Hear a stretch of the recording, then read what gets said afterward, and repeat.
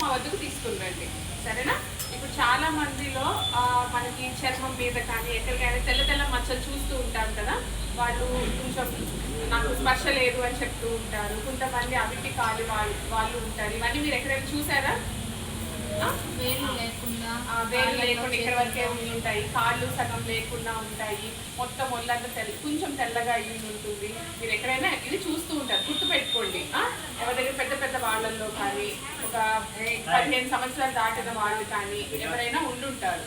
ఇలాంటివి మీరు చూడండి. అంటే ఏంటి అంటే వాళ్ళకి లెప్రసీ వచ్చింది అని అర్థం. అది ఎందుకు వస్తుందో మీకు ఎవరికైనా తెలుసా? అదొక బ్యాక్టీరియా వల్ల వస్తుంది.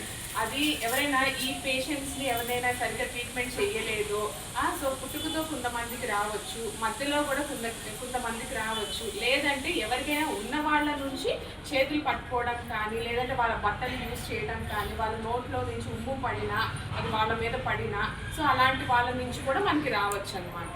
సో మీరేం చేస్తారు? మీరు ఎవరిదైనా అలాంటి వాళ్ళని మీరు ఎవరైనా చూసినప్పుడు కానీ, ఎవరైనా పెద్దవాళ్ళు కానీ ముసలి వాళ్ళు కానీ అలాంటి వాళ్ళు మీరు చూసినప్పుడు వెంటనే చేతులు ఇవ్వకండి, సరేనా?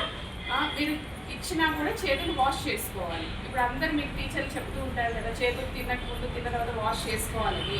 అలాగే ఇది కూడా మీరు బయటికి ఎక్కడికైనా వెళ్ళినా, ఎవరినైనా మీరు టచ్ చేసినా, ఎవరితోనూ మీరు ఆడుకున్నా కూడా చేతులు కడుక్కొని స్నానం కూడా ఖచ్చితంగా చేయండి.